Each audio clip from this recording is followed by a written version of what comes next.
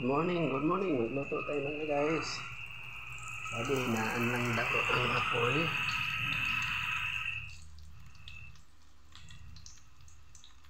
Para hindi masunog.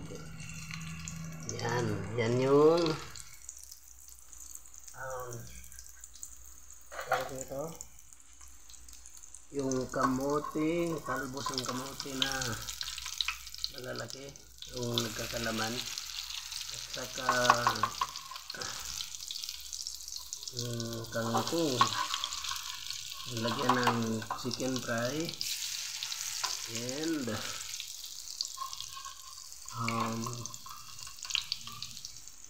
itlog, 4 na itlog.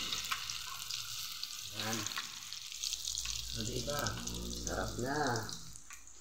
Yan. Ito naman ang inano natin. Mga avocados. Ayan. So kailangan kasi. At yung ano ko rin, may handa na nakape para sa pagdating ng anak ko niyan din. Meron din. Meron din masabaw. Ayan. So thank you sa Lord. Sa blessing. At siyempre huwag kalimutan yung shampoo ni Yesha. Ayan.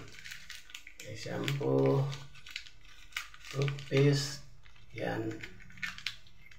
Ayan. Ayan. So, thank you Lord sa blessing gapon. And hopefully matapos yung gawa ni John Raymond for this afternoon. Meron na namang lilinisin doon. So, hopefully makakaroon pa rin ng trabaho sa Bel Air. Mulawin, Barangay Mulawin, parang ganun. Sa Tanasa.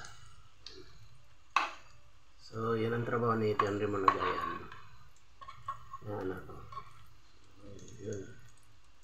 Salamat sa boss din nila na napaka rin, thoughtful din sa amin, mabuting tao. Napakabuting tao. At now I bless ni God.